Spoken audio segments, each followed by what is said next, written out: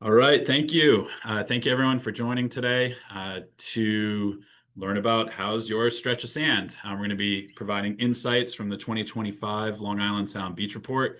I'll be your pilot today. I don't get to say that very often. Be your pilot today through the beach report. I'm the Director of Healthy Waters and Lands at Save the Sound. I work in our Larchmont, New York office. We also have a mothership office up in New Haven, Connecticut. And for a discussion overview, just a quick, few minutes I think I'll spend on Save the Sound, who we are, what we do. And then we're talking about the 2025 Long Island Sound Beach Report. So thought it'd be great to just go into what fuels those grades, what's behind the grades that are in the beach report. Why are A through Fs assigned to beaches? What's the makeup? And then some key findings. And I didn't mention it before, but people are more than welcome to put questions in the chat. I'll also take some kind of natural breaks in between sections to give people an opportunity to ask any questions that might be on their minds. And then at the end of the webinar or towards the end, we'll have some time for Q&A as well. And I'll stick on, and other members of the team are on too. We can answer some questions. Save the Sound, our mission. So the mission of Save the Sound is to protect, improve, and I did add this, and understand the land, air, and water of the Long Island Sound region. We use legal, scientific expertise to bring people together to achieve results that benefit our environment for current and future generations. I've been at Save the Sound for over 10 years now. I really love working at Save the Sound with my colleagues. We're all pretty like-minded in appreciating Long Island Sound and all it has to offer for people, but of course, the crazy diversity of animals and plants that are in it as well. I happen to have grown up on the Sound too, so it's near and dear to me, and it's an honor to work with everyone at Save the Sound and all our supporters as well, and our larger group, to just help protect, restore, and understand this beautiful estuary that we all share. And I put understand in. I work in the water quality and lands programs, and we have lots of things going on here, to be honest with you. We got a really amazing lab. We have some really robust water quality monitoring that we conduct with our team and with our partners.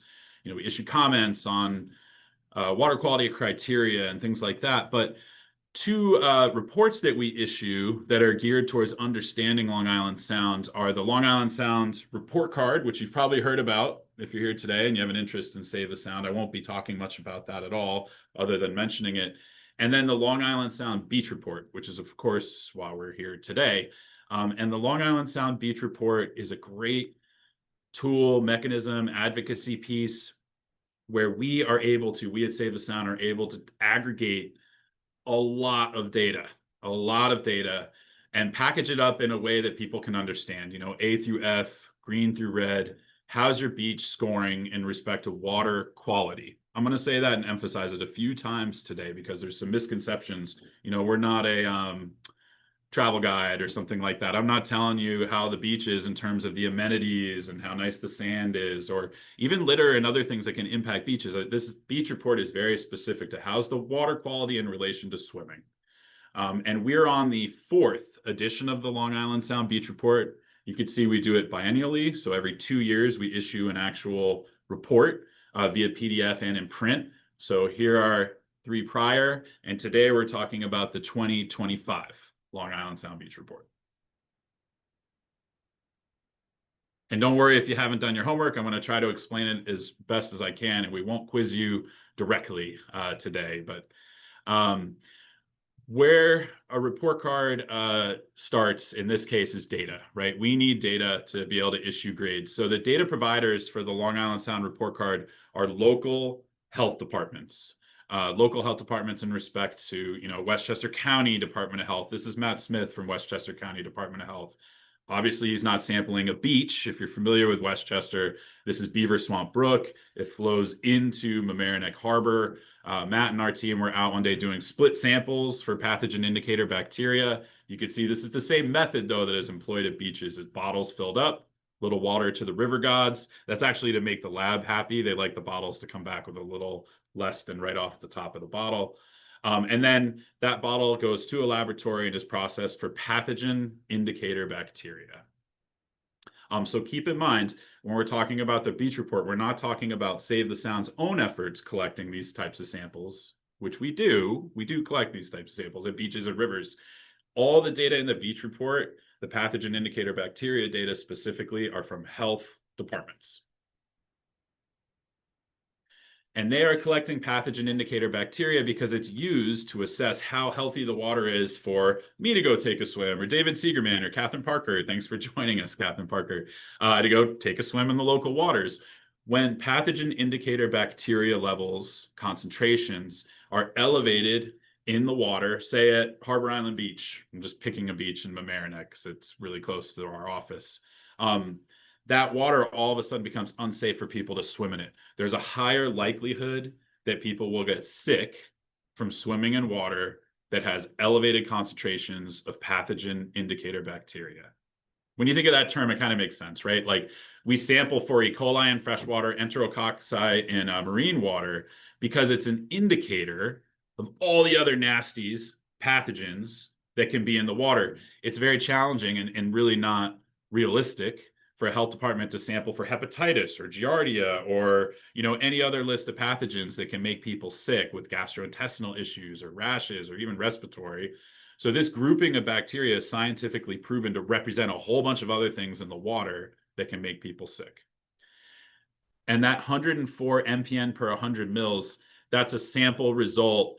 And anything that's over 104, greater than 104 mpn per 100 mil for enterococci, will either close a beach because the pathogen indicator bacteria levels have gotten too high, or it can cause a health department to issue an advisory for a beach. So it can either as a sign like swim at your own risk, there's very high pathogen indicator bacteria, usually it just says bacteria. Swim at your own risk, there's high bacteria levels in the water, or this beach is closed due to high levels of bacteria in the water. So when you go to the beach and you see that, it's based on these types of data.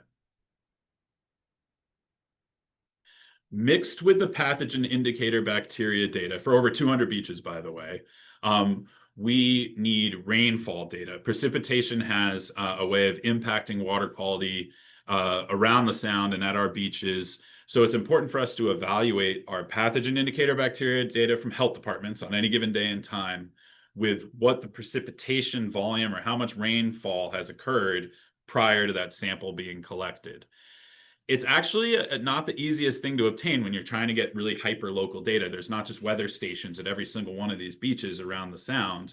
And as we all know, summer storms can be really hyper local, right? I mean, Eastern Connecticut could be getting blasted with a really heavy thunderstorm, and we might be out on the beach at Glen Island Park or maybe out in Nassau, and it could be a perfectly sunny day. It happens, right? So the hyper locality of precipitation data led us at Save the Sound to rely on a precipitation model that IBM developed through a weather company that they also have.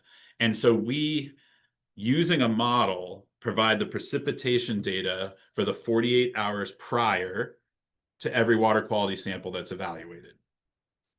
The yellow dots on this map represent the beaches that receive grades in the beach report, the public and private beaches around Long Island Sound.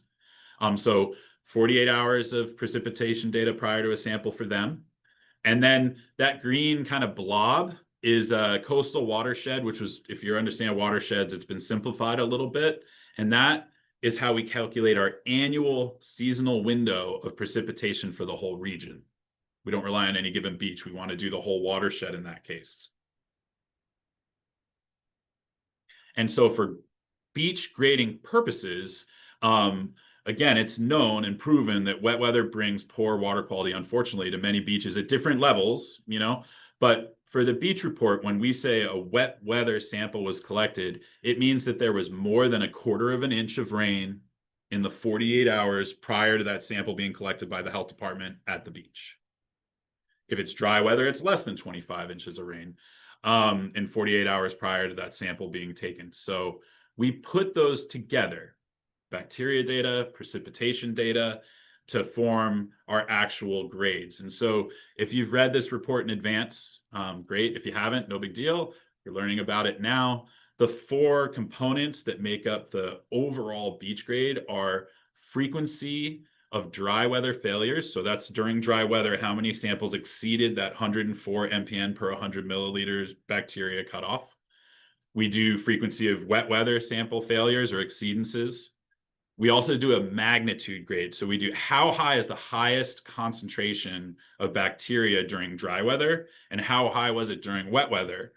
And we combine those four metrics using a method that we've developed with science advisors and myself to get an overall grade for a beach any given year. Now, I think this is probably a good natural breakpoint to where if someone did have a question, you're more than welcome to ask it.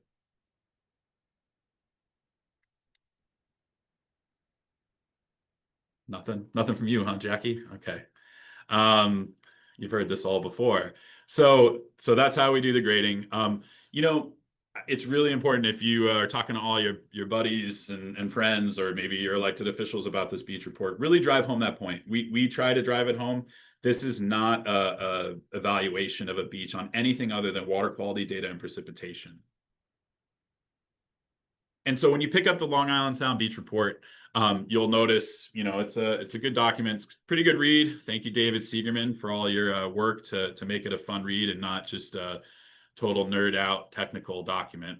But the grades are broken into regions. There's so many beaches that we've broken the grades into regions. This is just one page in the beach report, right? And it represents the beaches at Nassau County.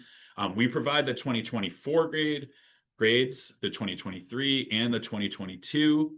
Interannual variability can be pretty strong at some of these beaches. So 1 year is in no way representative of how a beach has been doing over the long term.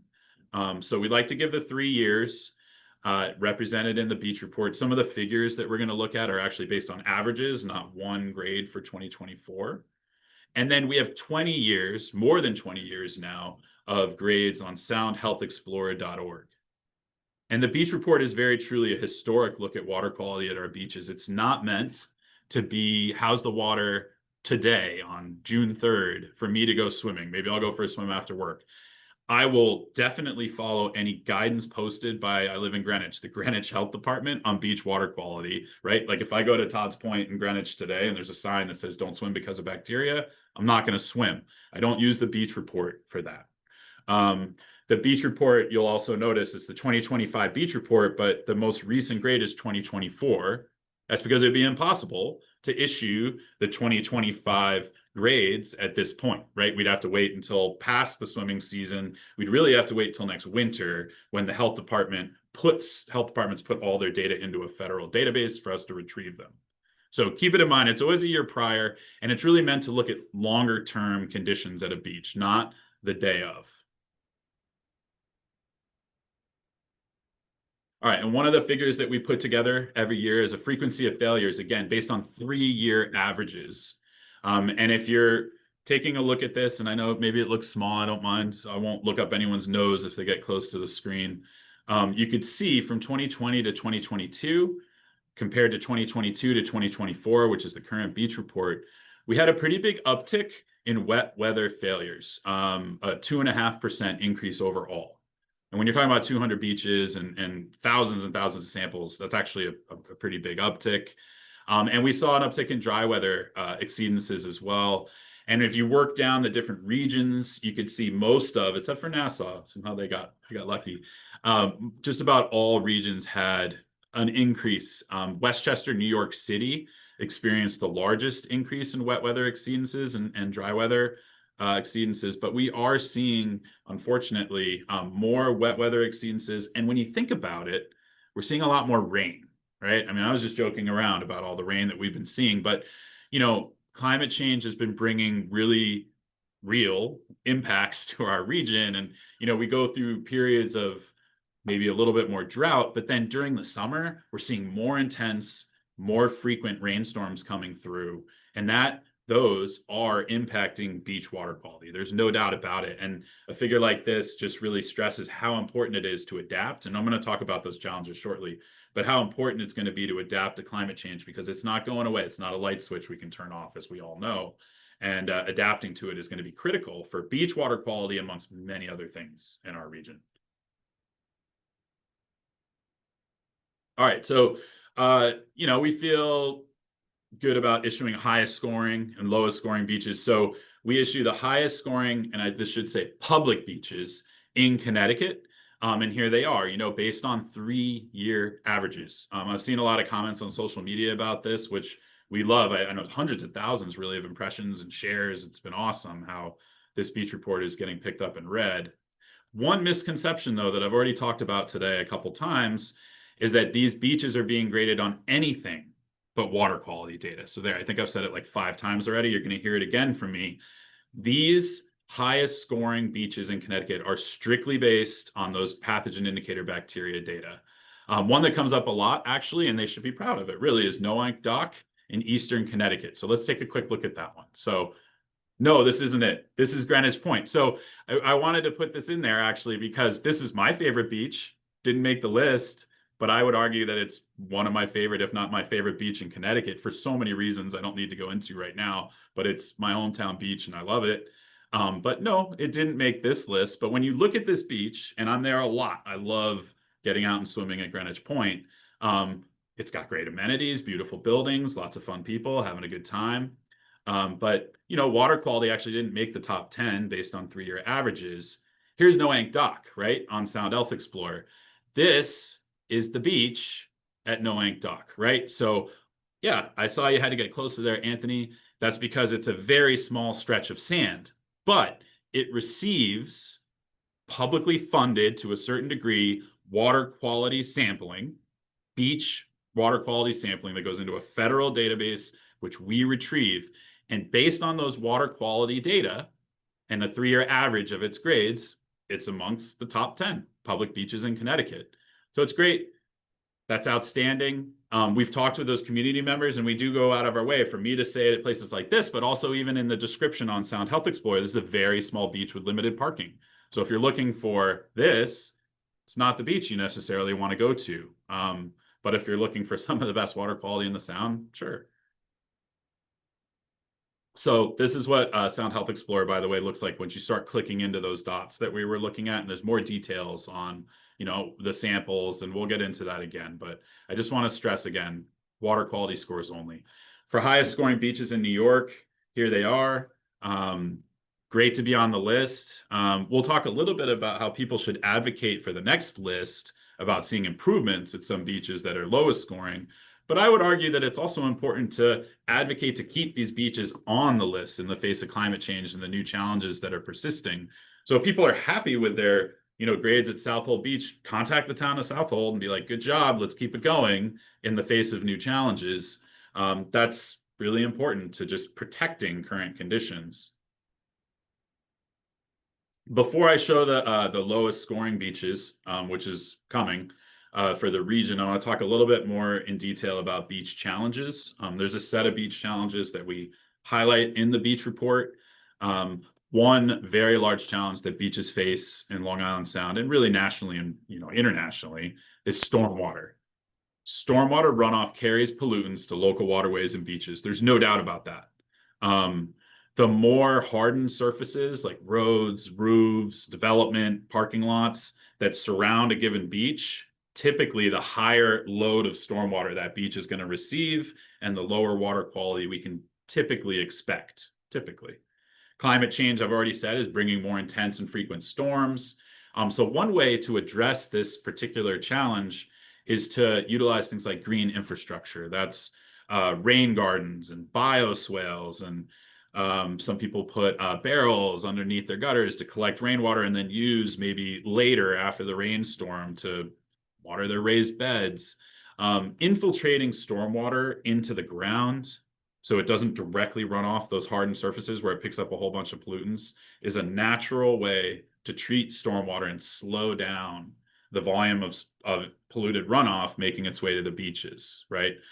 Now, I would say in the face of climate change and what we're all going through, green infrastructure, and we always prioritize green infrastructure because it's bringing water down into the ground where natural ecosystem services underground, microbes and things start treating that water as it slowly makes its way to the coast and rivers.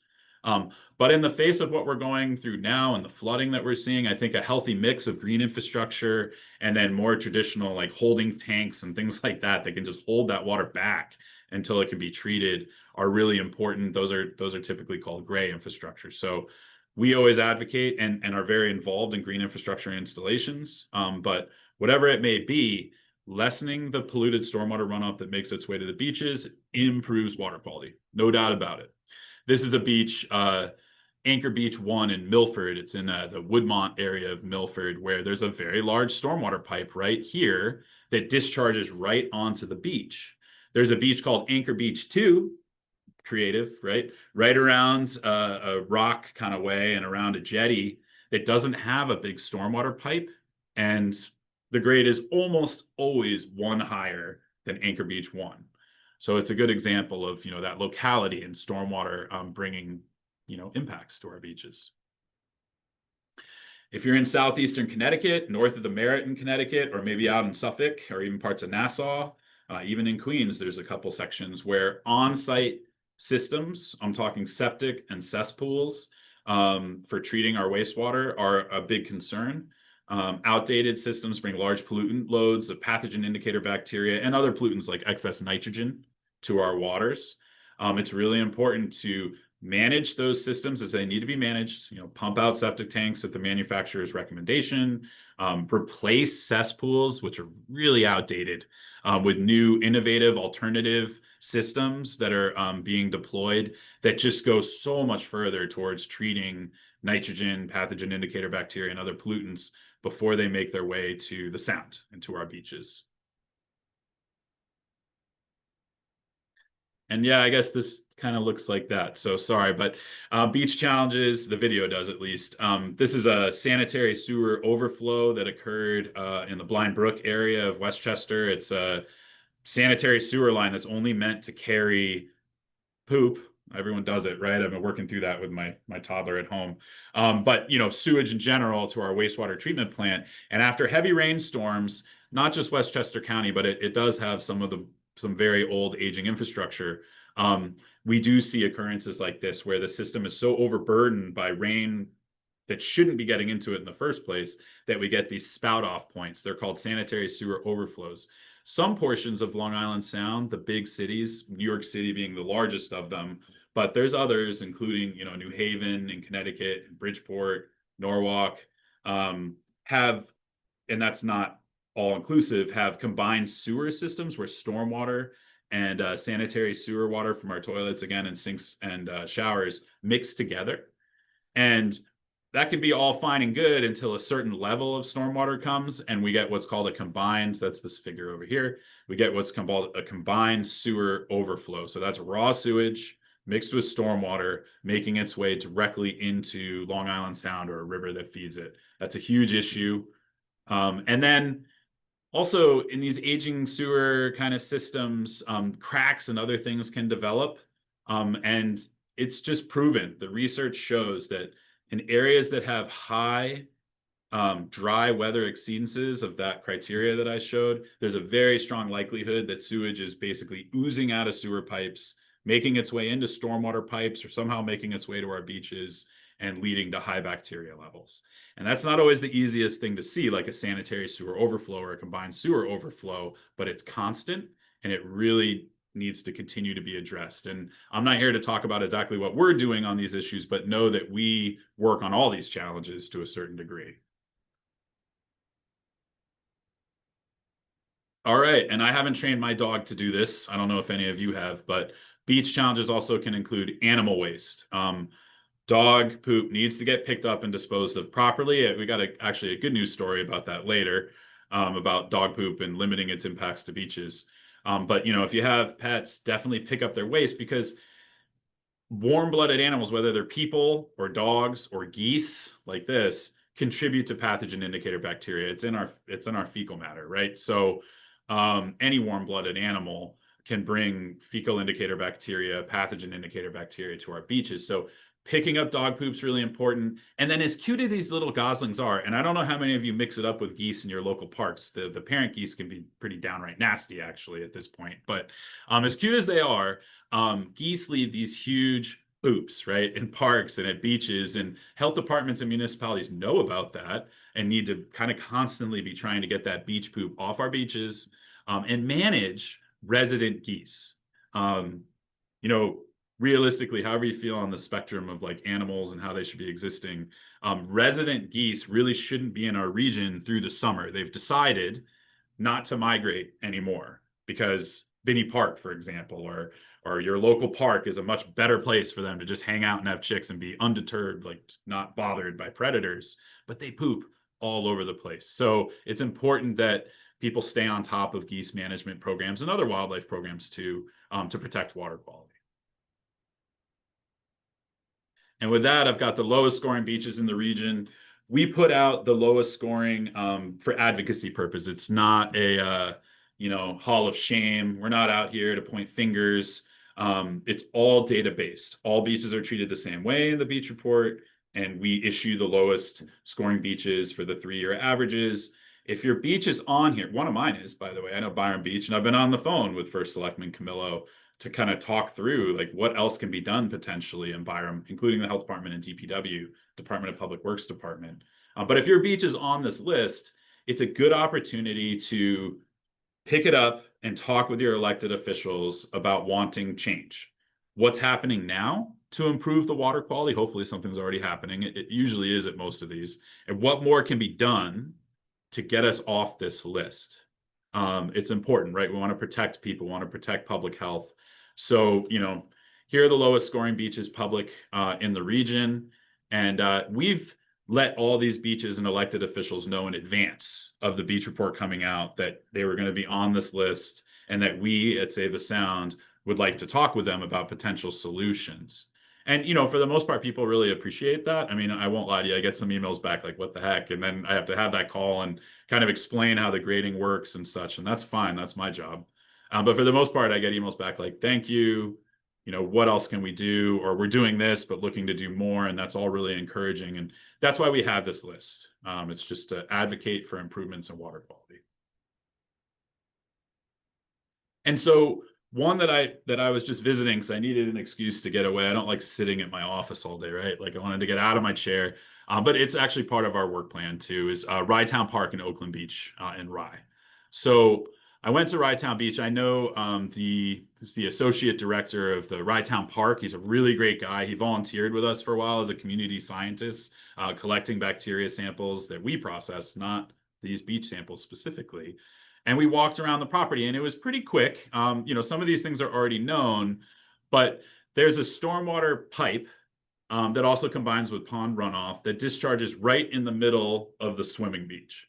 That is a recipe for high pathogen indicator bacteria sample results at that beach. There's no question about that, right? That's not a, well, what if kind of thing. Like having that, and it was pouring rain this day too. So, and I know this wasn't a sanitary sewer overflow like we were talking about, but it's still stormwater coming up at the beach, right on the beach. Really good example of that. It comes from this pond. If you know Rye-Town Park in Oakland Beach, I don't know how many of you do. Catherine does. It comes from this beautiful pond that's managed really well. There's lots of native plantings going in, like wetland cattail and things. But it's a human-made pond, and stormwater is diverted to it. I want to say that's a good thing, right? That's better than some of the other options for stormwater. So it's great. I mean, in a way, it could be looked at as what's called a bioretention basin. It's taking in stormwater and it can help treat it before it makes its way to the beach, which is not far from this pond at all down a hill. The thing is, I think it's taking a lot of stormwater, and that stormwater goes over the overflow point, which you could see here. There's this duck. I don't know if you see my pointer, but you could see the overflow in the bottom of the picture. And then it makes its way down along the beach in this kind of like brook creek, and it flows pretty fast at times into another drain and then bubbles up right in the middle of the beach. So the intention here was actually great. There's more stormwater, I'm convinced, that's also mixing with that overflow from the pond that's coming from other areas of the street above it and then bubbling up. So that really should be addressed. And that I have a feeling if that's addressed, which isn't an easy thing, by the way, but I just want to point out if that's addressed and Dearborn Avenue, and we could do this for any of these beaches, but I just want to point out we do it. Dearborn Avenue runs right next to the beach. And it contains a massive stormwater pipe that then discharges right to the west of where people are swimming, right? So Dearborn Ave comes down the road in this kind of grouping of rocks, there's a very large pipe, discharges out, and then, here's the beach. This is a really stormy day. That water is going to impact Oakland Beach. There's really no denying it. So slowing down the flow of stormwater to that pipe is really important, and it's going to be a large undertaking, but it's the kind of thing that we want to work with communities on. And we're in touch again with the park lead, and we're in touch with elected officials in the area, and this could be a really good priority. There's also a big parking lot that could use some renovations on site. So just an example of what we do. And if you also know Westchester, this is Rye Playland Park. People were commenting on, how does Oakland Beach get a different 2024 grade than Rye Playland Park? They were slightly different. These sources of pollution are really hyper local, right? Like that water that's bubbling in the middle of this beach that I showed you, and this outfall that's discharging right on the beach, are going to impact that beach more than Rye Playland, which is really sharing the same stretch of coastline. There's just a fence in between the two. But depending on tides, wind, how much rain is falling, other inputs, that water isn't guaranteed to just make its way to the sample collected at Rye Playland Park the same day. So the pollution sources are very hyperlocal, and they don't always right away seem to make, and I get it, right? Like they could be different even though they're a quarter of a mile apart. Rye Playland Park has its own set of pollution loads. I mean, it has a big parking lot that has to be drained. There's other factors that play in. So keep it in mind. Is there any questions? I saw the chat going. Is this a good time for me to answer a question? Yes, Peter, we had one from Brittany who was asking about specifically in Harbor Island, but generally, how much is boat waste considered a factor? In Harbor Island, they're surrounded by two marinas. Yeah, How much right. is that an issue? That's a great question. It's hard to quantify, put our finger on directly. Harbor Island has a pump out, whether it's working all the time or not. It has a sanitary sewer hookup that boat owners that have heads and holding tanks need to use. I mean, it's the law, right? You have to pump your boat out. You can't just discharge untreated waste in Long Island Sound from your boat.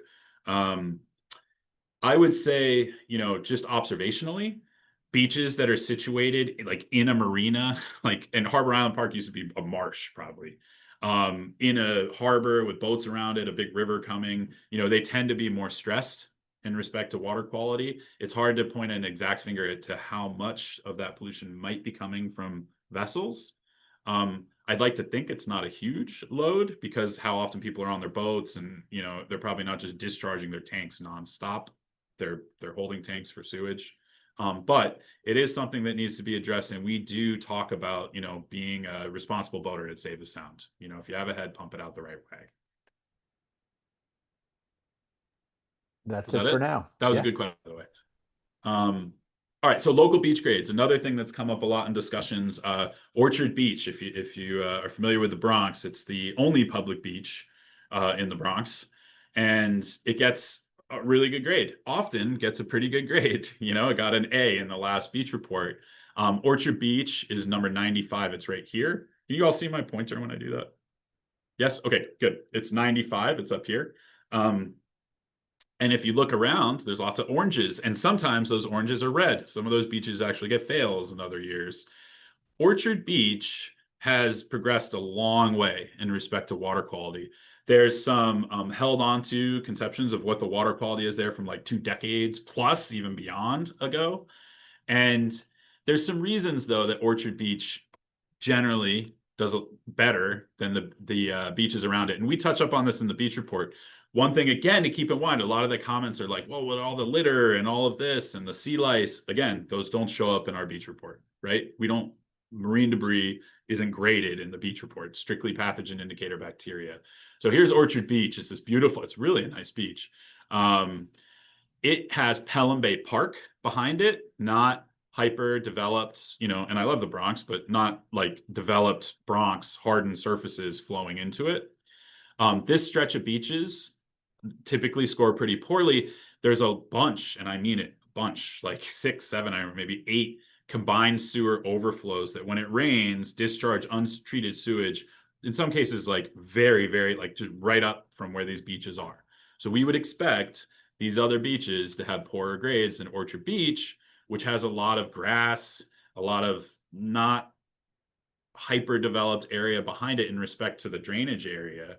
It also has a Hunter Island Bay behind it. So even the runoff that is coming through, a lot of it's making its way here. So it's buffered by water, it's buffered by woods. And the water quality at Orchard Beach, in terms of the bacteria data collected by New York City Department of Health, is good. It's good. And we really encourage Bronx residents to hold on to that and to engage in discussions with us. If they see something different, let us know by all means, please. And there's other challenges that it faces, but I just want to point out that hyper locality on it again. And there was a lot of discussion of like who paid, well, fortunately they don't say who paid Peter Linderoth, but who paid Save the Sound to give Orchard Beach an A+. What are they talking about? Again, strictly based on, like, in that case, I think it's 50 plus samples that were collected through the swimming season, and that fueled that grade. And it did not have abundant exceedances of the safe swimming criteria. So it got a good grade. Unlike some of these other ones, again, that are impacted by really local sources of pollution. And so this is, again, all the Skittles around Sound Health Explorer. We like to call them, I think maybe I'm the only one, but we call them Skittles, these little circles with grades. You could dig into any beach. This is one in, moving out on Suffolk or, even out on the North Fork, McCabe's. You could take a look at many different things. You could dive in and just download all the data for yourself. Like, hey, if you don't, you want to see what fueled the beach report, go in and download a spreadsheet of all the data dating back all the way 20 plus years and take a look how that beach is done. You could scroll through the table of recent beach grades for any given year. This is all live. It's not right now because it's on a PowerPoint slide, but it's all there for people, right, to understand and pick up and use. And with that, we'll be wrapping up soon. What you can do. So we are not a doom and gloom type organization. I have never been. I've been an environmental scientist, I'd like to think my whole life. And I don't issue doom and gloom type things. There's things that people can do to help improve beach water quality. They're right here. I think I could go through these, although I've already talked about a bunch. One thing that I'd really love to stress is that people share your local beach grades. Share them with your elected officials if you're unhappy. Elected officials are there to receive public input. Well, they're there for a lot of other reasons, but they're there to receive public input, and amongst other things. I really want to stress that. But, it's okay. Like, you're unhappy with your grades, respectfully approach your mayor, your first select person, your county legislator, and let them know that you're not really that happy with those beach grades and you'd like to see what's happening to improve them. I see that red squiggly line. Was that you, David Seegerman? And so Beach Solutions, so please talk about your beach grades. Beach Solutions, this is Johnson's Beach in Connecticut. It had it's in Branford. It had a pretty long string of not great beach grades. It didn't make the lowest scoring, but not great. And it turns out they started a campaign with the East Shore Health District and Friends of the Farm River Estuary. It's a group an advocacy group in the area, that most of that bacteria was coming from dog poop. They were able to do microbial source tracking. So in addition to the bacteria data, they were able to quantify how much of that bacteria came from different sources. And it turned out a staggering amount was from these cute dogs, not the criminals in this situation whatsoever. And they enacted the health district and the local group and the community a new pet waste procedure where they have all it took was new trash cans that are watertight. So then when it rains, the poop in the trash can didn't turn into like a really gnarly dog poop tea that then like leached out over to the beach, which was right next to these trash cans. They had this really cute, fun parade of dogs marching down the street, and they had a good time. And it looks like it's paying dividends. They got a better grade recently than they have in previous years. And hopefully that continues and people continue to, clean up dog poop in this case. And, I'll close on that in that Save the Sound, we are very close to being able to process those types of samples in-house in our laboratory. So we'll be able to offer that as more information to help with tracking down sources that are impacting beaches or our local tributaries. If you're curious about that, you can reach out to us. We'd be happy to talk more about it.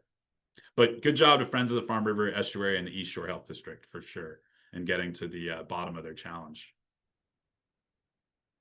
Okay, and with that, I could take questions and comments. I'd really encourage people to stay informed. That goes to picking up those beach grades and but beyond, really just staying informed and being comfortable with the issues at hand and doing your part in being environmental advocates and stewards for ourselves and future generations as well. So savethesound.org, take action. There's an email address up here that you're welcome to email us to talk more about the beach report or anything really that we're up to at Save the Sound. Thanks for joining. And I'll take some questions now if Yeah, there's any additional ones. Peter, we've got a couple. I'm not sure if that squiggly line did come from me. I'm not sure how I did it or how It to get looked rid like of it. your kind of style. That's why I threw that out But there. yeah. So again, sometimes we inadvertently impact the sound, even when we're not sure what our Yeah. actions are all about. So Tracy, you had a question. Tracy Store, do Oh you want yeah, to of course, Tracy. ask I was glad to see you there. Peter Hi. about your question about contaminant breakdown? Yeah, I've been to Peter. Hi, Peter.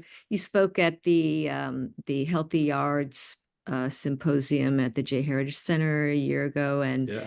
you had a breakdown showing Larchmont Harbor, Mamaroneck Harbor, and Rise Milton Harbor, Mhm. and the breakdown of the contaminants with regards to sewer, nitrogen, and then you were able to trace exactly where the nitrogen came from. And can you do something like that for Rye Town Beach? That's a great question. So And are you updating those percentages? Because I remember it was like 81% great. of in Milton Harbor. Yeah. So thank you, Tracy, and it's good to hear you. So those models were specific to nitrogen loading. So looking at excess nitrogen. So um, Right. they're embayment specific. So Rye Town Park, Oakland Beach isn't in one of those bigger embayments that have those river systems coming in. So I don't have a nitrogen load for that kind of recessed area of the sound in that regard. Um, but it was specific to nitrogen and for fecal indicator bacteria.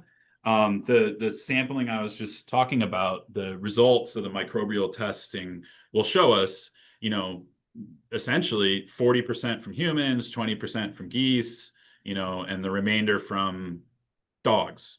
We'll be able to quantify the percentages or inputs of fecal indicator bacteria for a particular sample. It's not really the same as like a loading model, but for a particular sample or a set of samples, right? Even better, which is what we plan to do, we could show what the biological source is of the fecal indicator bacteria in the water. That makes sense.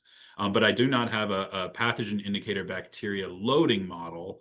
USGS has been working on one, kind of a forecasting type model that can predict conditions based on, rain and wind and tides.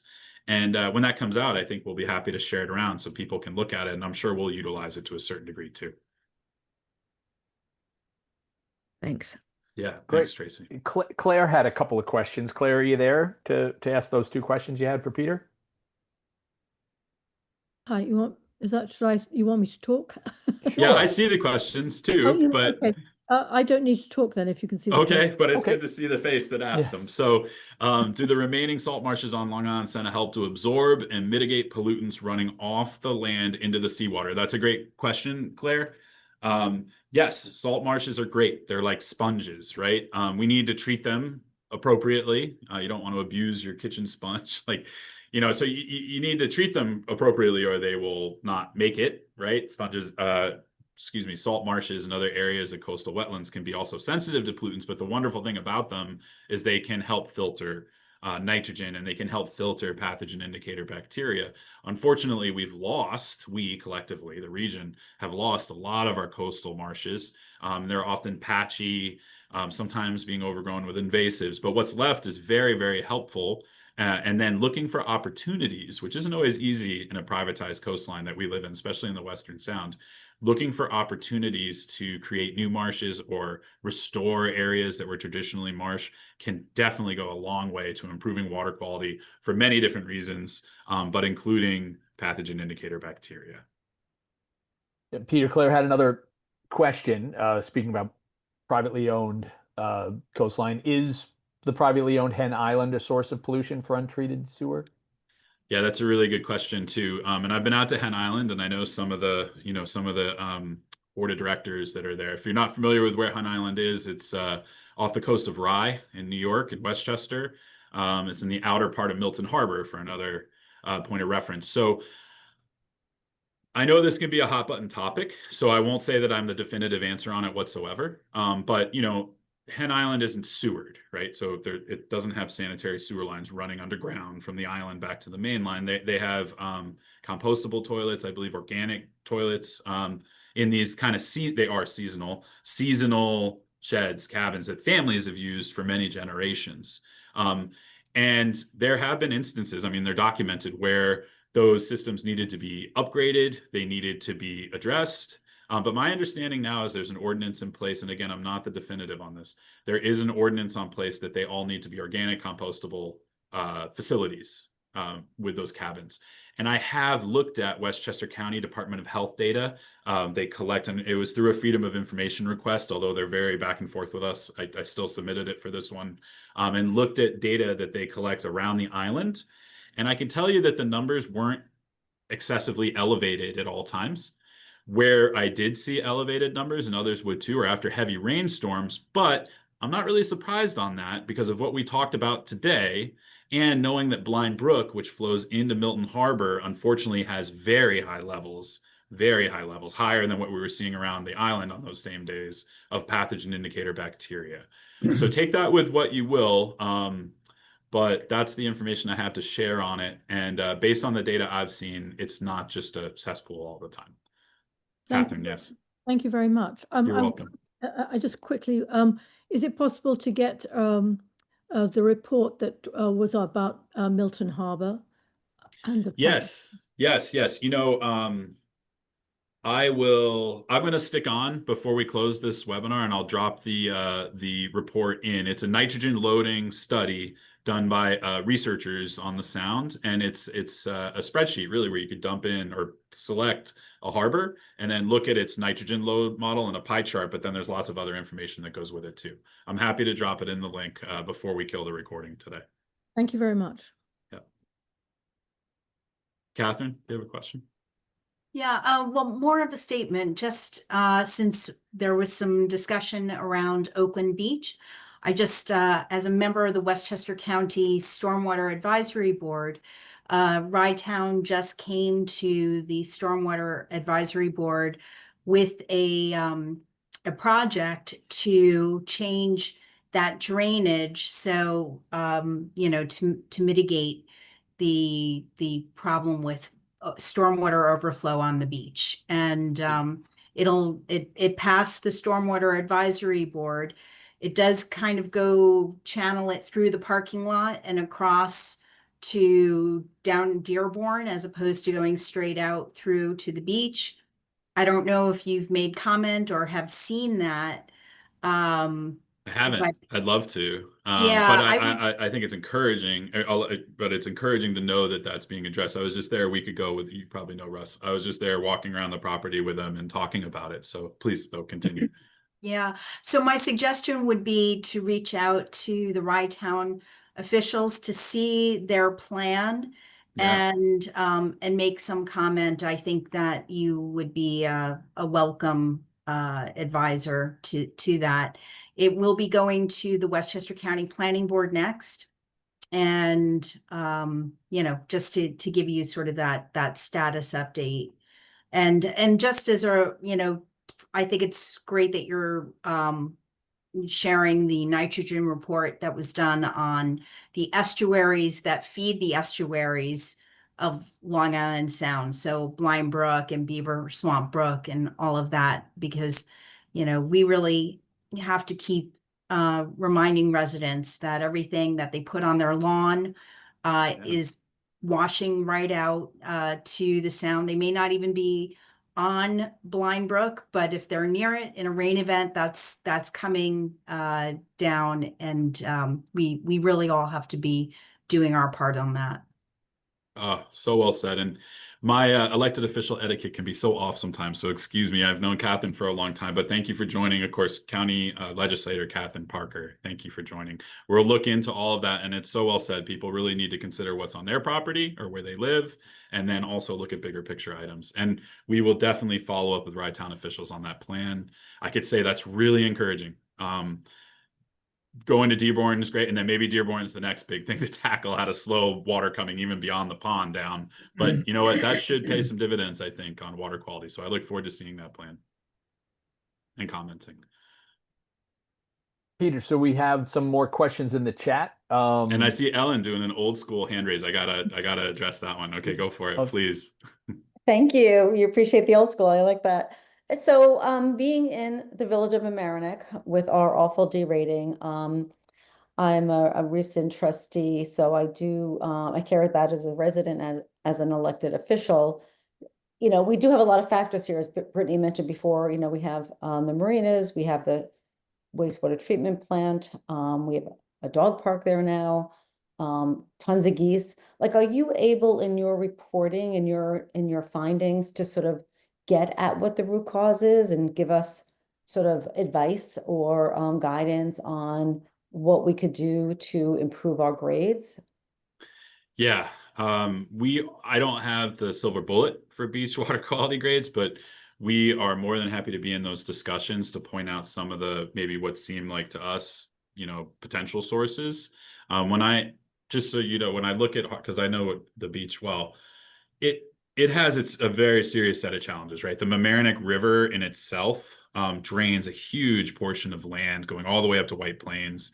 And when it rains, it's poor. David Seegerman coined that. The water quality is poor in the Mamaroneck River when it rains, and it brings a lot of water into Mamaroneck Harbor, which then flows right by the beach. Like, it's going to go past the beach. Like, you could see it. You know, you see the water after a heavy rainstorm, especially on an ebb tide. It's just like out it goes right by the beach. That in itself is a major challenge that needs to be addressed. And that's not uncommon to Long Island Sound beaches, but Harbor Island Park is also deep in a harbor, right? It's what probably was marsh too. So it's pretty mucky, which doesn't help with the sampling either. Sometimes muck and fine sediments can, I'm not saying this happens with the Department of Health sampling, but it can sometimes leads, because some of those bacteria can actually live in those sediments, and they can also mess with the lab results. So there's a few things going on with the location of that beach that make it more challenged than other beaches on the shoreline, or like a Glen Island Park, for example, one of the other public beaches in Westchester. But then geese and the stormwater system and the sanitary sewer, there's probably a few issues all leading together. And I can tell you, Ellen, thank you for joining. When we do our microbial source tracking, that'll be one of the locations we sample in addition to the health department there, by the way. So our team also collects water samples at Harbor Island Beach, and, you know, about 70 other locations in Westchester, Greenwich, and in Queens. But we will definitely be employing that microbial source tracking and sharing those results with the village of Mamaroneck openly, right? As widely as possible. And we'd encourage public meetings at that point too, but we'll talk with the elected officials and the DPW and in advance. And we should just all be very open about what those results show. And that could maybe, I hope, and it should prioritize, well, the sanitary sewers in this line have been addressed to a certain degree, but is there a stretch that hasn't been inspected? You know, and that's just one example. I'm not saying that's exactly what it is. You know, we have our stormwater issue in the Mamaroneck River, but what about these stormwater outfalls in the West Basin, you know, East Basin, what's coming in from Beaver Swamp Brook, what's coming in from Otter Creek? We have that information, and it'd be great to sit and talk constructively about it. So please reach out. And yes, hopefully we'll have some more of the biological source information that can help direct efforts. Great. Thanks, Peter. Great. You're Can I welcome. jump Thank you. in? I couldn't find the old-fashioned hand, so I'm going to be There it very is. old-fashioned and put Yeah. my No, that's what she old-fashioned did hand too. up. Yeah. And I'm jumping in after Ellen because my question in the chat sort of refers to that as well. College of Mamaroneck, volunteer locally. I wanted to also ask for those results. My main question was sampling points.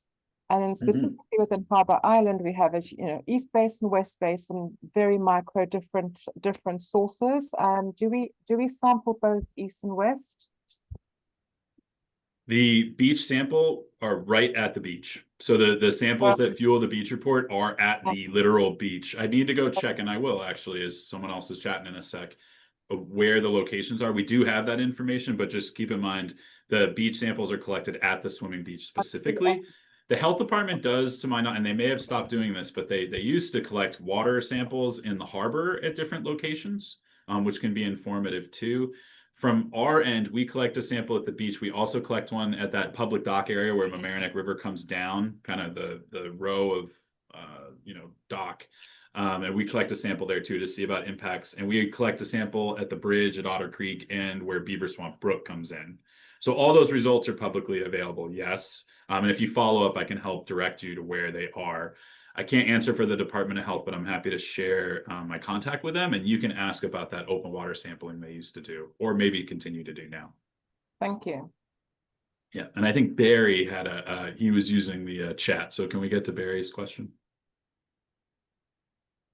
Yeah, Peter, Barry asked, he said Sagamore Hill Beach got a yellow grade in spite of the fact there's a great salt marsh behind it, and is wondering why, if we know why. Sometimes I wish I had an answer for every one of those. Sorry, Barry. I'm actually going to have to look up Sagamore Beach. And, the fact of the matter is, even with a marsh, it's not always enough to treat the pollutants that are, flowing to the water. I mean, you heard me say Harbor Island Beach, probably that whole area probably was a marsh in the past. And if it's a marsh that, is in proximity to, say, a river that's coming down, or in proximity to stormwater outfalls, it's going to have, it's in Cold Spring Harbor. Thank you. It sounded familiar. It's going to have more of an impact on water quality than, say, on the outskirt of a harbor near a beach, right? So if I look at Sagamore Harbor, I see where is it? Oyster Bay. Well, we'll pull it up in a sec, but the fact that there's a marsh there doesn't always guarantee, unfortunately, that there's going to be pristine water quality, but it's part of a solution. The more marshes and natural coastal habitat we have, traditionally, the better water quality will be. Sorry, I don't have the direct. If you follow up with me, though, it's part of my job, and I love fielding those requests. I'll take a look at multi-years, the grades, and look at it like on a map, and we can get a sense of what could be happening there. We also partner a lot with Friends of the Bay. That's I hope you know about them. It's an awesome local group for Oyster Bay, Cold Spring Harbor, and Millneck Creek, and I can see what they might have in hand too on that beach. Okay, Peter, we have a couple more. I know we've got about a minute left, but we could stick on to answer a couple of questions. I think I'm offering up your remaining lunchtime to do that. Yeah, that's right. I'm digging up that model that I said I was going to put a link in. Go for it. Yeah, we had a question that said, are you including all the results taken per week from county health departments? We know that if a beach is at 104 or higher, the crews go out to resample to get a lower number before the weekend to try and open the beach. So are you looking at one report per week or multiple when multiple are taken? Yeah, great question. So multiple. We don't cherry pick or pick or exclude samples whatsoever. So any sample that's conducted with by these health departments, to some degree, has federal funding behind it and becomes public information, and they get entered into the Water Quality Exchange. That's a big database that most people don't know how to crack. It's a great database. It's just not easy to navigate. And we figured out how to navigate it and scrape all those beach data, all caps in a way too, Beach Act, beach sampling data, into Sound Health Explorer. So the short answer is we included all. And those resamples actually can help, right? Because often it rebounds and the fail is offset by the positive sample that opens the beach. One of the things that comes up in the beach report is sampling frequency, and it's something that the beach report can be used to also advocate for. More sampling is better for beach water quality management. We'll only issue a beach grade if a beach has 9 samples through the season, but that's not a lot of samples. Some beaches have 48, some have 55, some have even more than that at their given beach. They have multiple locations on the beach. That's much better resolution for beach management than once a week. Maybe we got to 9, so we get a grade. More sampling is definitely good. And if you pick up your beach report and go to Sound Health Explorer and see like 15, 16 samples, but the beach next door has 24 or 48, it's a good tool to advocate the health department to collect more samples at that beach. Peter, that leads into another question that we had about what is the federal agency that collects water quality data? Do you want to just specify again how that? Yeah, I could specify how that happens. So local health departments collect the samples. I know I've already said that a few times. They typically then report those samples up to the state level, and the New York and Connecticut departments of health, and in New York City, I believe they do this on their own, then take those data results and put them into the Environmental Protection Agency's water quality exchange, where they live as federal data. They're used at the local level for beach management. They live in the federal database because they receive partial federal funding and need to be reported that way. Beacon is a group or a part of the EPA reporting where also these data are used to some degree. That's all I have off the top of my head on that one, but know that it goes from local to state to then federal in respect to where those data are collected and with. I think we've reached the end of the questions, but I've got one for you. Is there another water quality portal or database that you might want to give a plug to here, where some of that information will flow up to the water quality exchange? Yeah, I think David, and that wasn't planned, is discussing the Quick Drops, which is a new effort that Save the Sound. Well, it's not new. I've been working on it for years with our team, and I saw Martin Hain was here and some others. It's a water quality portal for data around Long Island Sound collected by community scientists, researchers, educators, regulators. I'd really encourage people to go to quickdrops.org. It's a great way to obtain more data on Long Island Sound, not just the pathogen indicator bacteria data that the Beach Report has. So that's quickdrops.org. David, I think I just direct sent you the link to the nitrogen load. So if you could just share with everyone, that would be great. Sure. And I think that has brought us to the end of the questions in the chat. I do know Tracy had mentioned, she had just shared a link here to the risesustainability.com about the Healthy Yards and Pollinator Pathway Program. Interesting to check out in the chat. But I think we've answered everyone's questions, and now they can go to the beach on a week that's going to be upper 80s. I'm on it. Thank you, everyone, for coming out, and please follow up if you have any additional questions or comments. We're around.